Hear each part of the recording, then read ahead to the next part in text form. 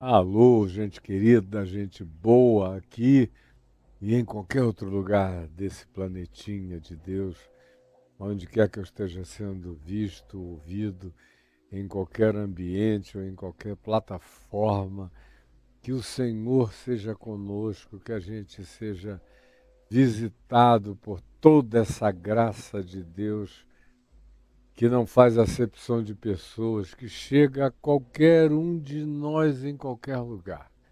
É o que eu desejo que nos alcance no dia de hoje, de todo o meu coração, pelo que eu entrego minha vida ao Senhor mais uma vez, todo dia, e agora de novo, na companhia de vocês, nesse testemunho público do Evangelho de Jesus, do ensino da Boa Nova, desse modo de viver que produz uma nova criação, uma nova humanidade, uma nova criatura, um novo ser a partir de mim e a partir de você.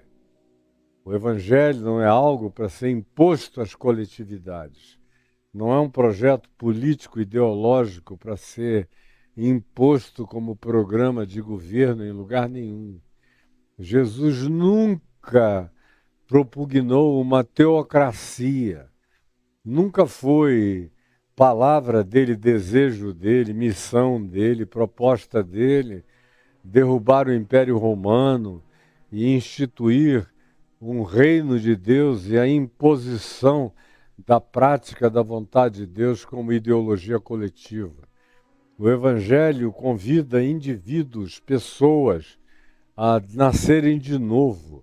Instituições não nascem de novo, não se transformam. Elas podem ser, no máximo, educadas por boas leis, condicionadas por melhores práticas, mas continuam a ser indivíduos que as fazem acontecer e, por isso, o indivíduo, dentro das melhores estruturas de lei e de educação em formas de justiça, pode melhorar no seu vínculo social e coletivo.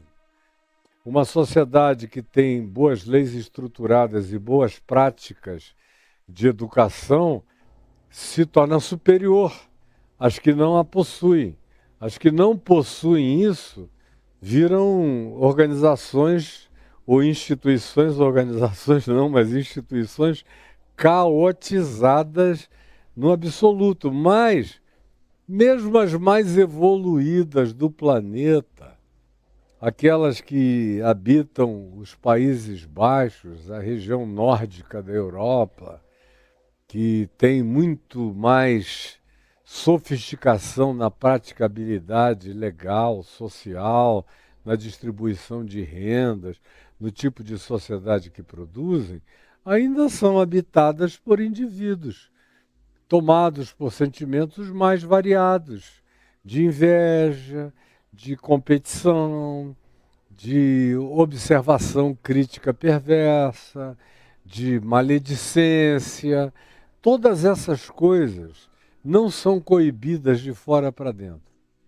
Elas só podem ser tratadas de dentro para fora, como Jesus ensinou, e até o dia de hoje a história humana só fez demonstração de que o diagnóstico dele estava e está absolutamente correto.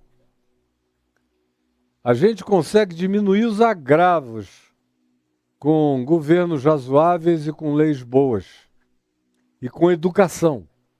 A gente diminui os agravos para o convívio coletivo. Melhora o coletivo social, mas não transforma, não faz nascer de novo. Você é apenas um indivíduo que aprendeu a se comportar, mas não é uma pessoa em quem tenha havido um haja luz e houve luz, um regênesis, uma recriação a partir de dentro do coração, a partir da constituição de um novo olhar, de um novo pensamento, de um alinhamento harmônico e coerente entre espírito, pensamentos, sentimentos, emoções, caráter, atitudes e comportamentos. É só quando há um alinhamento profundo disso, focado numa intronização do amor em nós, do amor de Deus, do amor de Cristo, que manda que nós aprendamos a vontade de Deus de maneira natural. Quando ele diz, ao falar sobre como a gente deveria viver e proceder, ele não disse, leiam a Escritura, a Torá do Velho Testamento dos judeus todos os dias, para vocês aprenderem a vontade de Deus. Não, os fariseus liam isso o tempo todo. E eram os seres domesticadamente mais perversos que se podia conhecer. Mas domesticados dentro da legislação. Mas o coração afastado, longe. Ao contrário, Jesus não disse que tem que ter um determinado nível acadêmico para se sofisticar e se tornar elegante o bastante na compreensão de natureza cultural para poder fazer a vontade de Deus. Nem passou por aí. Ao contrário, ele chamou gente deseducada da Galileia, gente tosca, gente rude, gente braba, gente que gritava, gente totalmente ao natural, gente ao ar livre, gente que estava acostumada a sair para o enfrentamento, para o olho por olho, dente por dente. Gente, como a gente vê na narrativa dos evangelhos, falando daqueles aos quais Jesus chamou para andarem com ele, pessoas completamente ordinárias, em todas as suas manifestações emocionais, sentimentais e de pensamentos. São pensamentos desalinhados, e a gente querendo saber quem é o maior, quem é o mais importante, quem tem a primazia, quem vai assentar no lugar mais elevado, quem é mais ouvido, quem é o mais importante, ou tomados de acessos do tipo que fazem assistir alguém fazer tudo certo, como foi o caso que aconteceu com os apóstolos, narrados por Marcos e por Lucas, que viram alguém expulsando demônios em nome de Jesus e o proibiram, porque não fazia parte do grupo deles, do grupelho. Essa coisa do apartheid, da segregação, do não anda conosco, esse culto ao conosco, primeiro tem o culto do eu. Quando o eu não é de modo algum defendido por Jesus, aí eles tentam introduzir a dimensão do conosco, da nossa congregação, do nosso grupo, do nosso convívio, da nossa doutrina, não anda com a gente, não é da gente. Tudo isso é a mesma maldade, a mesma perversidade. E Jesus, para começar o processo de cura desses indivíduos que estavam com ele, mas não o tinham compreendido, como levaram o resto da vida para tentar entendê-lo. O resto da vida para tentar entendê-lo. A gente vê um cara como João, cujo apelido era Boanerges, filho do trovão, que era capaz de soltar os cachorros em cima, de partir para as cabeças. Era bonitinho, era novo, era querido, tinha meiguice no coração, colocava a cabeça no peito de Jesus, mas isso era uma faceta da vida dele. Era capaz de partir para as cabeças, para enfrentamentos. Ele é que pede a mãe, ele e o irmão Tiago, para falar com Jesus, dizendo: Senhor, queria fazer um pedido. Quando tu vieres no teu reino, permite que os meus 2 filhos, Tiago e João, se assentem um à tua direita e outro à tua esquerda, conforme o teu critério de preferência de amizade. Você veja a pateticidade, a mãe não chegou lá sozinha. Ela teve o backup dos filhinhos. dos filhos do trovão que trovejaram esse desejo de supremacia sobre os demais. E o remédio que Jesus apresenta não é acadêmico, não é de educação formal exterior, não é de natureza religiosa, não tem nada a ver com qualquer forma de coibição e pela imposição exterior de legislações. Ele sabe que nada disso funciona. Se leis e legislações e regimentos fizessem alguém melhorar para a vida, os fariseus, que foram os piores fomentadores da morte de Jesus no cotidiano, juntamente com os sacerdotes do templo, com os líderes acadêmicos, teológicos e do Sinédrio de Israel, foi essa tríade que patrocinou acima de qualquer coisa a morte, a cruz, a execução e as torturas de Jesus.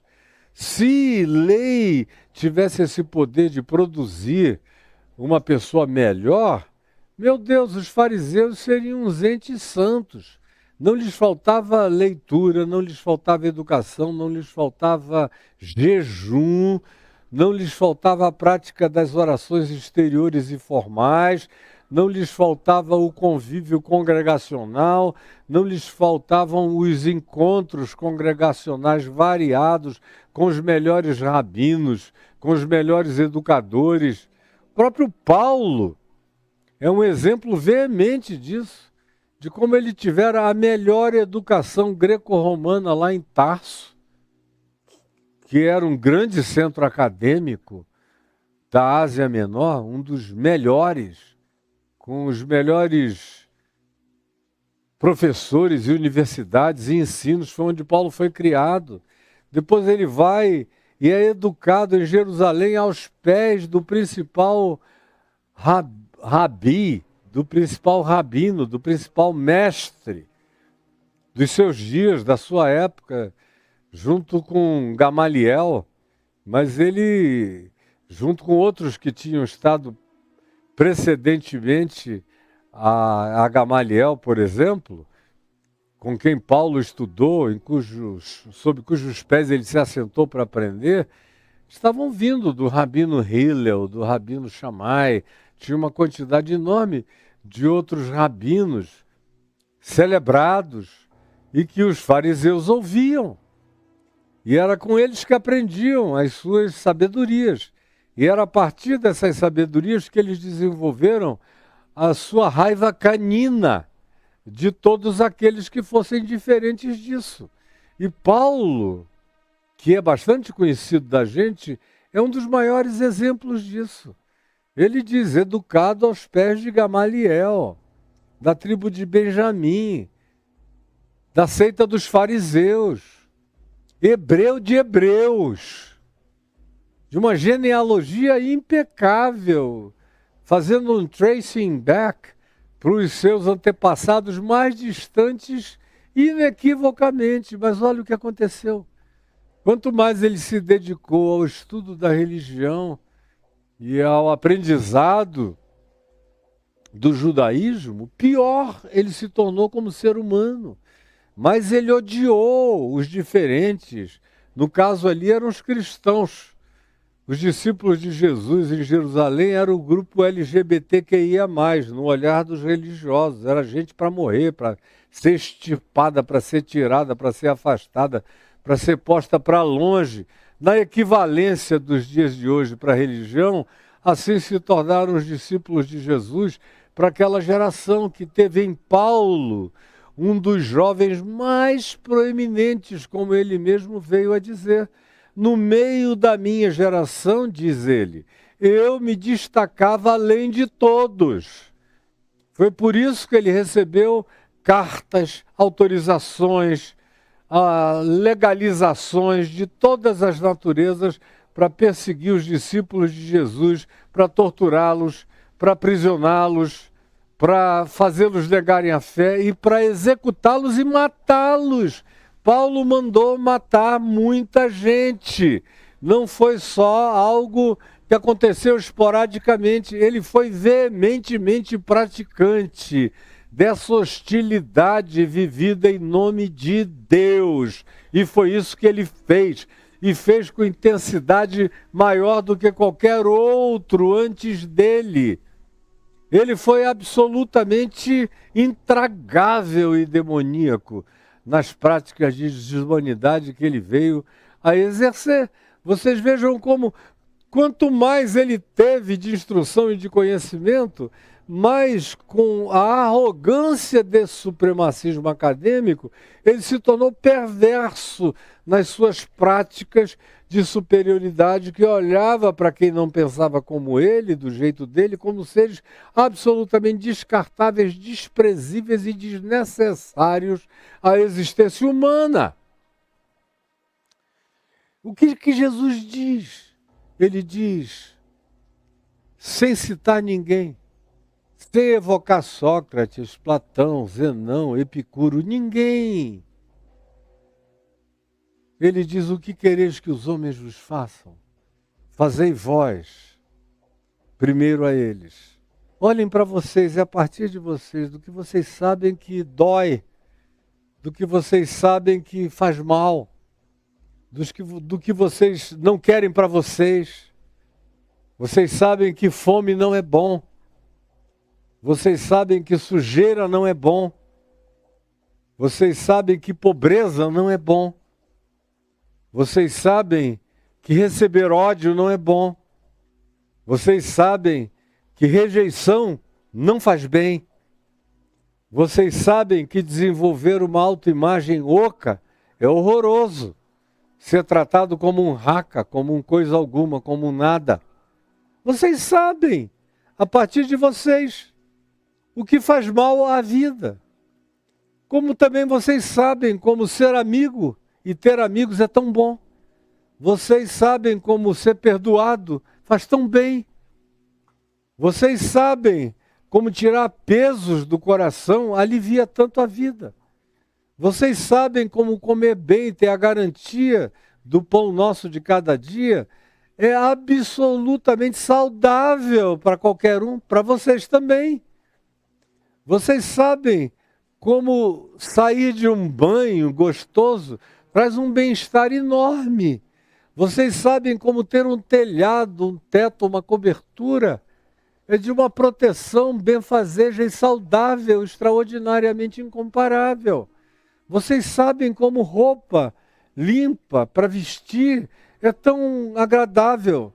Vocês sabem como ter liberdade de expressão, de pensamento, de vida, de existência, de produção de pensamento, sem serem recriminados e perseguidos por ninguém por causa disso. Vocês sabem como é bom, porque vocês gostam disso para vocês.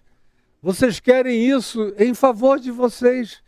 Então, o que vocês desejam, pela própria natureza e pela percepção natural da coisa, a menos que você seja um sado, masoquista, sociopata, psicopata, doente, necessitado de ser internado e afastado de um convívio público, porque você é o próprio homicídio ambulante, o ódio ambulante, mas se você não for um doente dessa natureza radical, se você tiver um mínimo de saúde mental e emocional, você sabe por você mesmo o que é bom para a vida.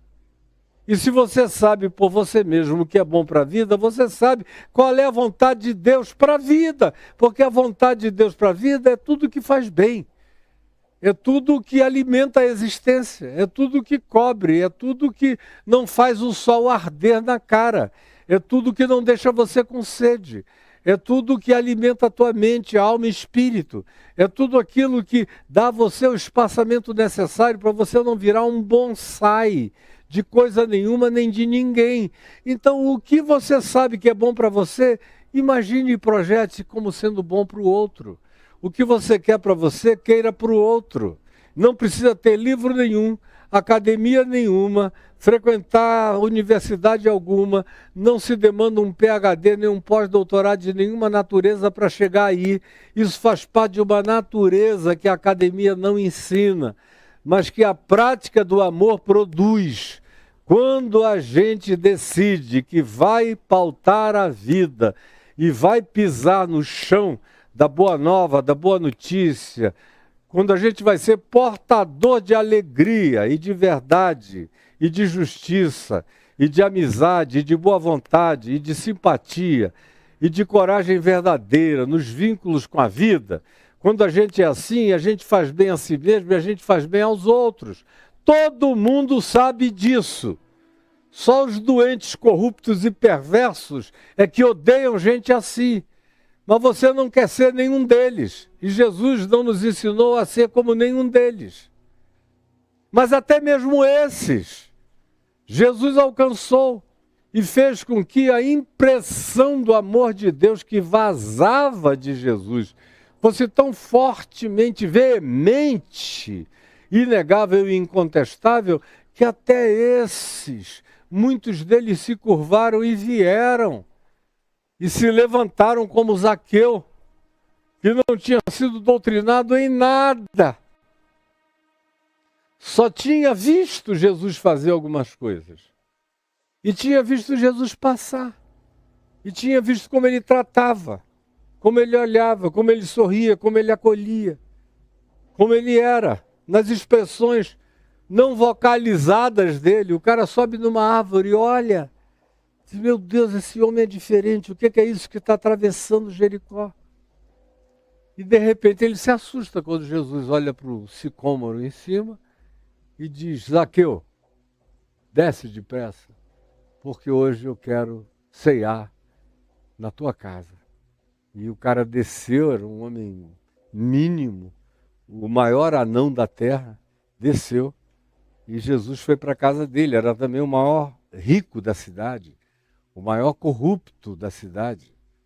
Era um cara como todo bom publicano, coletor de impostos para os romanos, que metia a mão no imposto dos romanos e também cobrava o seu ágio particular, que dependendo da clientela podia ser maior, podia ser menor, conforme Jesus ensina para a gente em Lucas, no capítulo 16, daquela história do administrador infiel. Ali é a prática exata de como praticavam a relação com o dinheiro, com as cobranças, os próprios publicanos e os donos de negócios autônomos nos dias de Jesus. Nada diferente do que a gente vê acontecendo nas sociedades corruptas. O cara diz, a dívida com o meu patrão é X, mas eu vou acrescentar também Y para mim, para eu botar no meu bolso. E Zaqueu não era diferente. E não teve uma grande doutrinação, ele não ficou mais do que algumas poucas horas com Jesus. E ali no meio do banquete, entre conversas amenas e risos e sorrisos, e pão, e vinho, e petiscos, e comida singela, de repente, o homem levanta-se e diz algo que assusta todo mundo presente. Menos a Jesus, que sabia o que estava acontecendo de revolução no coração de Zaqueu, conforme você pode ler lá em Lucas 19. Ele levanta e diz, Senhor, dirigindo-se a Jesus, eu decido hoje, aqui e agora, dar metade dos meus bens aos pobres. Foi o que eu tenho. Dá para mim e para todas as gerações da minha família. Eu tenho demais. Uma das primeiras coisas que o Evangelho faz, quando entra mesmo, como vontade de Deus no coração da gente, é fazer a gente usar uma matemática da solidariedade e ver o que a gente precisa, o que a gente tem e o que sobra na vida da gente e que é justamente o que falta miserável e desgraçadamente na vida de outros. Aí ele faz o óbvio que o Evangelho ensina a fazer. O óbvio é, tenha o suficiente, o pão nosso de cada dia nos dá hoje. Tenha o suficiente. Garanta o suficiente para a sobrevivência, para a vida, para a continuidade sua dos seus filhos.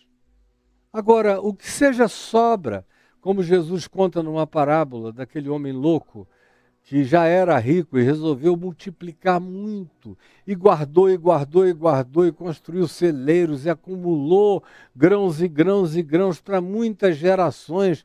Aí depois voltou e disse, agora sim, tenho para mim e para muitas gerações, nada me faltará, está tudo estocado em demasia. E aí Jesus disse que a voz de Deus falou a ele, louco, hoje mesmo te pedirão a tua alma e o que tu tens para quem será? É a filosofia do livro de Eclesiastes, da sabedoria bíblica do Velho Testamento em Provérbios, do ensino dos evangelhos e dos apóstolos, andam na mesma direção da moderação em tudo. A vontade de Deus anda sempre na linha da moderação que faz bem a mim mesmo e faz bem aos demais à volta de mim. E na vida daqueles que me cercam. Jesus apela, em primeiro lugar, para o bom senso, para o que cada um provava em si mesmo, como critério mais básico e natural de compreensão da vontade de Deus. A vontade de Deus é que aquilo que você sabe, se você não é um pervertido, como eu já disse, um psicopata, um desenervado de ser e de alma, um dodóizaço, um ente que está entre os humanos por uma total concessão da existência a você, porque você não mereceria estar nem entre os chimpanzés, mas existe entre os humanos e você não serve de referência. Você provavelmente sirva para a prisão, para a cadeia, para o afastamento, para o ostracismo social, porque você é perigoso ao convívio humano. Mas se você não é essa pessoa e não é assim, Jesus disse, se houver um mínimo de humanidade em você, olhe para você mesmo. Porque a partir de você mesmo, você vai entender o que os outros precisam. Se você não for um narcisista egótico e destituído de toda a humanidade possível, você vai saber. Esse foi o primeiro critério que ele estabeleceu, como a gente viu na sexta-feira passada. E além disso, ele disse para nós qual era a coisa mais simples sobre entender a vontade de Deus. Ele disse que a vontade de Deus implica em amarmos-nos uns aos outros assim como a gente se ama. O que decorre desse princípio, que quereis que os outros vos façam, fazei vós primeiro a eles. O que decorre disso é amai-vos uns aos outros. Amai-vos uns aos outros. E o critério e a categoria básica, mais comumente humana possível é, assim como eu me amo, eu devo amar o outro. Ame ao seu próximo como você ama a si mesmo. Se você não é um narcisista doido que só ama o seu próprio umbigo, se você não é um dodóizaço, se existe alguma humanidade em você, se você tem um mínimo de amor próprio, saudável, sadio, equilibrado, moderado, esse é o critério mínimo e ordinário que você deve usar para torná-lo projeção de olhar no discernimento e na compreensão do que o outro, seu próximo, seu irmão, diferente de você, seja ele quem seja, precisa para a vida. Precisa para existir. Então, a partir do que eu quero em mim, para mim, do jeito que eu sou saudavelmente ensinado a me amar, sem exacerbações narcisísticas de nenhuma natureza, quando há um mínimo de humanidade ainda prevalente e plantada em mim, eu já carrego em mim o critério e a categoria do que significa praticar a vontade de Deus em favor dos outros também. Porque a partir dessa vontade de experimentar o bem pleno na minha vida, que eu devo, se não sou doente de um narcisismo, dizendo pela quarta vez essa palavra hoje, tomado de natureza perversamente egóica e horrorosa e dessensibilizada por inteiro. Se eu não sou um dodói dessa natureza, eu carrego em mim o padrão da vontade de Deus a ser praticada por mim e praticada em favor dos outros. O critério ordinário simples que qualquer um tem em qualquer lugar do mundo. Jesus diz: até os gentios fazem isso. Até os pagãos da terra inteira fazem isso. Porque ele não está ensinando ainda aquele outro salto quântico do amor, sobre o qual a gente já falou aqui, que é: amai os vossos inimigos e orai pelos que vos perseguem, que é uma categoria que está para além do ordinário, que atinge o extraordinário da compreensão e da prática do Evangelho na vida da gente, mas que não nasce no chão espontâneo da terra, a menos que a graça de Deus faça brotar como uma consciência mais desenvolvida e mais elevada na nossa mente e no nosso coração. Eu tenho a impressão que esse Instagram aqui estava sem funcionar esse tempo todo. Botei agora para funcionar o Instagram. Não estava, viu, Caio, aí dentro. Então, é a partir dessa categoria mais ordinária, mais simples, que Jesus estabelece o critério da vontade dele para ser praticada por nós. É a partir do amor que eu tenho por mim mesmo que eu devo amar o próximo, e é a partir do bem que eu quero para mim mesmo que eu devo projetar como sendo aquilo que também é necessário à vida do próximo. E para quem chegou no Instagram, que só foi ligado agora, eu já estou falando no YouTube sobre isso há uns 20 minutos. Vão para lá, puxem para trás e assistam tudo, para não perderem nada. Pois bem, continuando. Eu disse na sexta-feira passada que esse critério está espalhado entre todas as pessoas do mundo que não sofram de uma disfunção psíquica ou mental ou cognitiva ou de caráter aturdidora que impeça o indivíduo de ter percepções mínimas sobre si mesmo, sobre o próximo. Se houver um mínimo de humanidade e de saúde humana, todo mundo sabe e não tem desculpa de dizer: eu não sei o que eu deveria fazer para fazer a vontade de Deus por meu próximo. Aí a gente viu já na terça-feira, e a gente viu do dia de ontem, na quarta-feira. Na terça-feira eu dei uma passeada aqui no Evangelho, rapidamente, dizendo: o próprio Sermão da Montanha, embora seja o Evangelho todo, seja a manifestação do que Deus quer de mim, está no que Jesus pratica, no que Jesus ensina, em como Jesus vive, em como Jesus trata de crianças, como Jesus abraça velhinhos, como Jesus entra na casa de pagãos, de gentios, segundo os critérios dos judeus que não eram os de Jesus. Como Jesus não sente nenhuma necessidade religiosa de purificação por ter ido para uma terra de porqueiros, do outro lado do Mar da Galileia, em Gadara, em Geresa, em Decápolis. Como ele sai de lá e não faz nenhum banho purificatório e vai direto para a casa do chefe da sinagoga de Cafarnaum para ressuscitar a filha dele, de Jairo. É olhando para Jesus que você vê a simplificação da vontade de Deus. Você vê a gestualização da vontade de Deus. Mesmo se você fosse cego, surdo e mudo, só sentindo essa energia, você já entenderia. De tão simples que é, de tão acessível que se tornou em Cristo Jesus e que é. Se você não tiver as suas emoções, sentimentos e cognitividade entupidos por nenhuma forma de presunção perversa. Todo mundo sabe, todo mundo tem acesso, está plantado como código divino no coração de todos nós, está plantado como código de Deus no coração de todos nós. Esse desejo, essa vontade de Deus está explicitada, está inscrita. habita os segredos do coração de todos os seres humanos, como Paulo diz.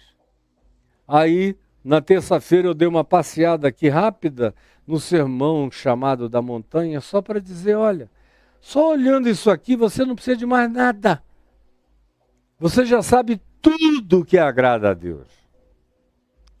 Tudo que Deus quer que você seja, você pratique, você reproduza, você vibre, você deixe vazar como energia de amor, de graça, de compaixão, de bondade, de justiça, de misericórdia, de generosidade, na constituição de olhos bons, de interpretação boa, projetando a melhor luz do seu ser na vida, amando com amor agapau, com amor sublime, com amor de Deus, sem ser o amor fraterno que responde bem aos que bem nos tratam. É isso que a fraternidade faz. Eu sou bem tratado, trato bem. Agora, indo além disso, Jesus vai para além disso e manda que o nosso amor e a nossa justiça excedam a fraternidade básica que está espalhada pelo mundo inteiro, como ele diz, até os gentios fazem o mesmo, e manda que a gente vá além, amando os inimigos e orando pelos que nos perseguem. Isso é um outro nível, para o qual a gente deva crescer, e é nessa direção que a gente deve andar. É para aí que nós somos desafiados a prosseguirmos. No entanto, preste atenção. Se você quer saber a vontade de Deus, aí eu falei sobre isso ontem.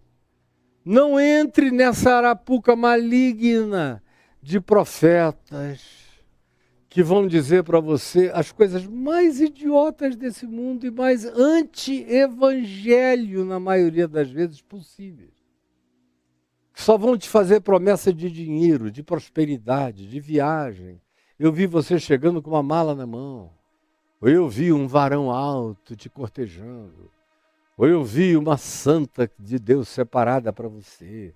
Ou eu vi todas essas coisas que eu não tenho mais nem alma para falar, porque eu passei a vida inteira ouvindo essa loucura para todo lado e me cansando, me enojando disso tudo. Quando a palavra, a vontade revelada de Deus está, toda ela manifesta em Cristo Jesus, nos movimentos dele. No modo dele ser, tratar, falar, agir, ensinar, tocar, tanger, olhar, interpretar, acolher. Está tudo ali. Não tem mistério. Não precisa jogar búzios. Não precisa de horóscopo, não precisa de tarô, não precisa de taboíja, não precisa de nada disso. Não precisa de mistificações. Não precisa, está claro, acessível a qualquer um, a todos. Não há alguma categoria de especiais, habitantes de um nirvana. Nem é preciso se recolher para as montanhas, nem para o deserto, nem para as cavernas. É possível praticar toda a vontade de Deus vivendo na cidade, na sociedade, como Jesus mandou viver, como Jesus viveu. Como Jesus viveu, vós sois o sal da sociedade, da terra, do mundo. Vós sois a luz do mundo, não é da caverna. Não é para acender uma lâmpada e botar dentro de uma caverna. Para você ficar meditando de você para você mesmo. Ao contrário, é para dar gosto ao mundo, à vida. A vontade de Deus é para ser praticada no meu cotidiano, na existência social, na multiplicidade relacional, no meu atingimento, no âmbito da extensão dos meus alcances. Isso não precisa de nenhum tipo de catequese. Não significa, a prática da vontade de Deus não é sair falando o nome de Jesus por aí, enchendo o saco do mundo, não. Isso é fanatismo religioso, é só isso. É só isso. E é porque você não vive o Evangelho. E é só porque você não ama. E é só porque você não pratica o que Jesus praticou. E é só porque você não quer encarnar o que Jesus encarnou.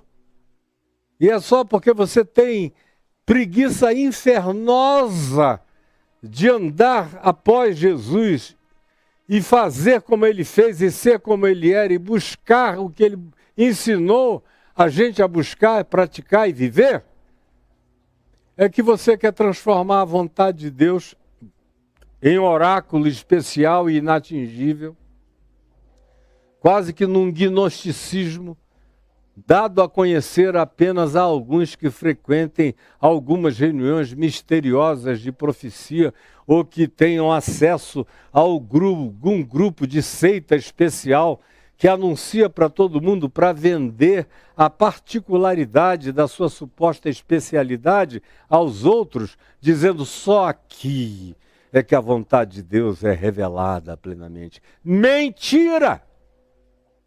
Manda um idiota desse me procurar e fala isso. Por que para mim eles não chegam com esse papo? Porque eles sabem que o evangelho os recortaria todinho saindo da minha boca contra eles. Eles procuram você, na sua idiotice, na sua pateticidade, na sua deliberada autoignorância, na sua preguiça, na sua superstição, no seu misticismo acomodado, na sua absoluta falta de desejo de luz, de sabedoria, de discernimento, de crescimento, de desenvolvimento da sua humanidade, da sua interioridade, da sua mente. E é tanto mais quanto você seja assim, alienado, burro, acomodado e totalmente manipulável, é que você serve aos interesses dos manipuladores, dos falsos profetas, dos mentirosos, dos enganadores, dos lobos vestidos de ovelha, dos falsos cristos, das mentiras proclamadas em nome de Deus e engolidas por você sem nenhum critério. Você é ideal para o diabo do jeito que você é. O diabo quer e torce para que você continue a ser exatamente como você é. E para que tudo que eu esteja dizendo aqui esteja sendo objeto da sua crítica, do seu bloqueio, da sua blindagem, e tanto mais quanto você consiga ficar impermeável para o evangelho que está saindo da minha boca com toda paixão, amor e coração, e espontaneidade e fluência para além de mim para chegar a você. Tanto mais quanto você consiga bloquear isso, mas o diabo diz, esse cara é que eu gosto, é dos meus. E aí, nesse sentido, sendo o cristianismo o lugar mais difícil para se proclamar o evangelho, e sendo a igreja a zona do agrião, aquele lugar do campo onde não nascia grama. Antigamente esse lugar era embaixo da área do goleiro, porque o goleiro ficava andando para lá e para cá. E hoje os campos são todos sintéticos e tudo mais. Mas no passado, no tempo que eu jogava bola, peladeiro de várzea, de rua, de calçada, de futebol de salão, de praia e de campo, os campos, às vezes até o Maracanã, que era o melhor gramado do Brasil, no final do campeonato, antigamente era o Robertão, o Campeonato Brasileiro, essas coisas, o Campeonato Rio-São Paulo dos anos 60 e 70. No fim do ano, já tinha uma zona do agrião ali no goleiro, de um lado e do outro, porque o goleiro fica andando em cima, não nasce a grama, não nascia. Então eu ia dizendo, a igreja é a zona do agrião para a semeadura do evangelho. É esse lugar onde a semente é pisada de dia e de noite. Pisada, pisada, pisada. Nada cresce, ninguém deixa crescer. Porque o evangelho dentro da igreja é um perigo para os negócios. É um perigo, como alguns líderes de denominações riquíssimas no Brasil já me disseram, pessoalmente. Eu já mencionei os nomes deles dezenas de vezes, a tal ponto que eu cansei e não menciono mais.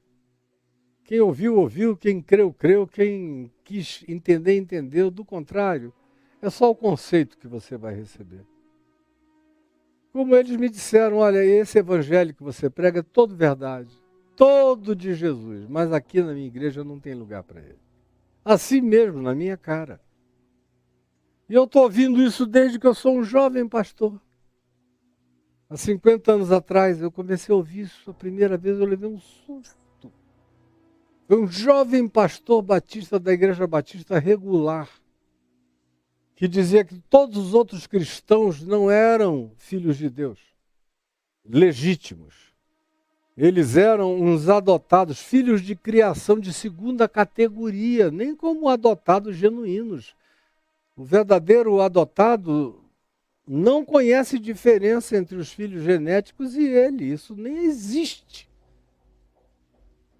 Agora, vocês são apenas uns filhos de criação, como no passado se tinha. O pai lá tinha 4 filhos e criava como compadre, como amparador de famílias que empobreciam, ou de crianças que ficavam órfãs. Ele criava até educar um pouco e mandar para o mundo. E esse pastor da Igreja Batista Regular, lá em Manaus, me disse: você é um homem de Deus, eu estou te ouvindo todo dia na televisão. Eu tinha 19 anos. Mas você faz parte só da parentela, você não é da família de Deus, não é filho de Deus. Para ser filho de Deus, você tem que vir para a minha denominação, a do rastro do sangue. Nós sim somos os genuínos representantes da vontade de Deus desde os dias apostólicos. Como tem igrejas para todos os lados, aí, igrejas episcopais, igrejas de outras naturezas denominacionais, que creem na sucessão apostólica, onde só se tem genuinamente uma palavra apostólica, quando você faz parte dessa sucessão apostólica, que eles tomaram como presunção ser alguma coisa que a eles pertence. Não tem mais nada a ver com pertencer a Jesus, com mergulhar no Evangelho, com comer a palavra do Evangelho e torná-la carne, sangue, suor, respiração e, como eu disse ontem, sistema parasimpático operando naturalmente em nós. Então, ontem eu disse e falei sobre esses vários enganos e tapiações que você se permite por tais coisas ser enganado e ser jogado cada vez mais distante do conhecimento da vontade de Deus para a sua vida. O que é trágico. É por isso que as igrejas são essas coisas, deformadas, irreconhecíveis, horrorosas, feias, tristes, em relação, não a que não tenha festas e festivais e carnavais gospel lá dentro. Eu estou falando é a ausência de Deus. A ausência do amor de Deus, da prática do Espírito de Deus, da prática do fruto do Espírito Santo, que é absolutamente relacional. E se não for relacional, não só entre aqueles que congregam-se juntos, mas na oferta desse amor de Deus a todos os seres humanos no mundo inteiro, com igual qualidade, sem acepção de pessoas. Isso que você só adquire no Evangelho e na prática dele todos os dias. Não sendo assim, não é o misticismo de nenhuma natureza, nem o academicismo, nem a catequese de nenhuma natureza ou forma que vai te melhorar para a vida. Tua esposa sabe disso, os teus filhos sabem disso, os que convivem contigo sabem disso. Que você é uma coisa em público, mas que na vida privada você não aguenta mais do que alguns dias sem começar a revelar a predatoriedade escondida no seu ser. Porque não houve a entrega ao pertencimento à prática da vontade de Deus, segundo revelada por Jesus, praticada por Jesus aqui no Evangelho. Seja feita a tua vontade na minha vida, como ela é feita nos céus, assim na terra como nos céus. E eu disse no primeiro dia, que até nas dimensões celestiais há aqueles que não fazem a vontade de Deus. Daí ser tão importante cada vez mais nesses dias, porque a gente está vivendo em tempos onde discernir qual seja a vontade de Deus é algo mais essencial do que nunca. É ter o discernimento da vontade de Deus. Da vontade de Deus para a minha vida, para a vontade de Deus para as minhas práticas relacionais e a vontade de Deus como categoria de discernimento, como critério de discernimento, como balizamento de referência para a minha compreensão de sabedoria na vida.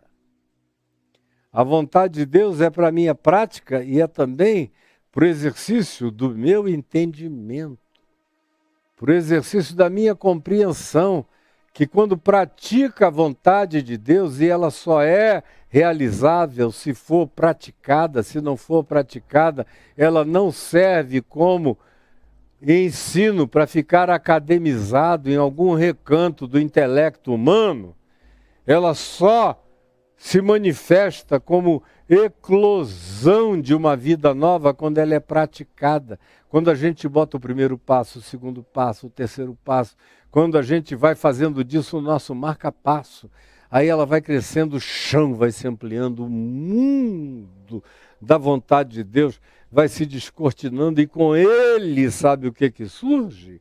Aparece sabedoria. Vem discernimento. Quanto mais você pratica a palavra de Deus, mais sabedoria. E aí, sabedoria que eu estou dizendo não é para organizar um evento, não é para aquela sabedoria de média ponderada, religiosa, que eu vejo muitas pessoas queridas possuírem. É a sabedoria do Evangelho? Não. Eles aprenderam a média ponderada da religião. Então, como são pessoas moderadas, calmas, tranquilas e sensatas, eles veem qual é a média, que não é ofensiva. Aí eles fazem esse marketing de média ponderada, comportamental, religiosa, e ficam nesse meio, em cima do muro, na realidade. Não é sabedoria, é equilíbrio em cima do muro da religião.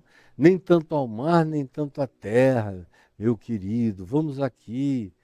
Nem tanto a gregos, nem a troianos, andemos aqui, no meio desse caminho. Nem tanto pentecostalismo, nem tanto reformismo, nem tanto armenianismo, nem tanto calvinismo. Aqui no meio a gente vai andando. Nem tanto gospalismo celebrativo e nem tanto silêncio litúrgico. Aqui no meio, a gente vai aqui no meio, agradando a um lado e a outro, mas isso não tem nada a ver com Jesus, nem com a vida, nem com coisa alguma. Jesus nunca teve essa preocupação. Jesus fez o que tinha que ser feito, tratou cada um como cada um precisava ser tratado.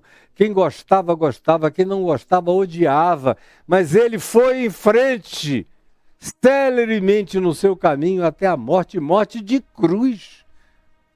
Porque não fez média com ninguém, jamais, nem com coisa alguma, ao contrário, como estava escrito acerca dele lá no Salmo 2, e como é repetido acerca dele na Epístola aos Hebreus, dizendo que ele, o Filho, disse ao Pai: eis aqui estou, corpo tu me deste, ou seja, tu me encarnaste, corpo tu me deste, aqui no espaço-tempo, no corpo que me deste, que se cumpra em mim toda a tua vontade. Toda a tua vontade. E todos os que quiseram, como Paulo diz, como Jesus ensinou no Sermão do Monte, aqui no capítulo 5, todos quantos querem viver justa e piedosamente em Cristo Jesus, não serão entendidos, não serão compreendidos, serão sempre alguém fora da curva, serão sempre demais para os que estão em cima do muro e serão sempre um pretexto polarizante para os que habitam os polos e aí te apelidam de polêmico. Só porque você não habita em nenhum dos polos deles, mas anda no caminho de Cristo, que não é um caminho de média ponderada de nada, é o caminho, verdade e vida. É o caminho da verdade que conduz ao que produz a vida. Essa é a vontade de Deus. O resto é religião, é catequese, é doutrinação e é dogma. Pelo amor de Deus, será que você não consegue entender? Pois bem, Jesus chega e nos ensina que até nos céus a vontade de Deus precisa ser recorrentemente praticada. Precisa ser feita. Isso é uma palavra para homens e para anjos, para seres celestiais. E em dias como os nossos, discernir essa palavra de Deus é essencial para eu conseguir sobreviver nesse mundo perverso, tomado por treva. Como Paulo diz, esse mundo tenebroso. Pedro também usa a mesma expressão, esse mundo tenebroso, tomado por densa treva, manipulado pelo príncipe da potestade das regiões invisíveis, das camadas e camadas e camadas de mundos paralelos, onde existem seres do bem, da luz e do amor, e aonde existem também milhões de seres da maldade, da perversidade, e que são intradimensionais e transdimensionais. Passam para dentro do nosso mundo, como tem alguns que estão contidos dentro do nosso espaço-tempo. E tem outros que se atrevem a penetrar, como já houve no passado. Várias vezes, não apenas uma, mas várias vezes. A gente já chega no Jardim do Éden, na página 1ª e 2ª da Bíblia, do Pentateuco, aqui, da Bíblia do Antigo Testamento, e você já encontra uma serpente falando, dando ideias contra Deus, na primeira página, na segunda e na terceira já está lá. Na terceira página, a serpente dando ideia, ó. Desde o início da existência mais natural, esses entes de natureza supranatural, ou transnatural, ou intranatural, ou transdimensional, já estavam presentes. Depois que Adão e sua mulher tomam do fruto, comem do fruto da árvore do conhecimento do bem e do mal, o que é que se diz? Que uma criatura extradimensional, eu não vou chamar extraterrestre, porque eu prefiro tratar de extraterrestre os seres que não são dessa civilização terráquea, mas que fazem parte de civilizações no espaço-tempo, que estão viajando, aprenderam a viajar no espaço-tempo, viajar para o futuro, viajar para o passado, mas são seres, vocês vejam, a maioria deles parecem com a gente, são hominídeos ultra desenvolvidos que perderam a musculatura, a boquinha ficou pequena, os olhos ficaram grandões e tal. É o futuro da própria humanidade, se continuar sem se exercitar com naturalidade e se for cada vez mais coberta pela magia tecnológica que nos poupa movimentos, exercício e tempo de todas as naturezas. É por isso que sem academia hoje, todos nós estaríamos em pouco tempo nos transformando em extraterrestres grey, com a cabeça grande, braços alongados, dedos longos de teclado, boquinha de pílula, olho grandão para enxergar melhor a tela, e só isso. De modo que esses somos nós amanhã. Esses aí são extraterrestres, porque não são da Terra. Estão vindo de outras civilizações. Mas Jesus está falando, sobretudo, desses seres transdimensionais e intradimensionais, desses outros mundos paralelos. E está dizendo aqui, seja feita a tua vontade, assim na terra como nas outras dimensões, nos céus. São essas outras realidades paralelas. Aonde a vontade de Deus é feita, mas nem tanto. Como diz Gênesis 3, originalmente já tinha uma serpente dizendo, não, Deus sabe que não é assim.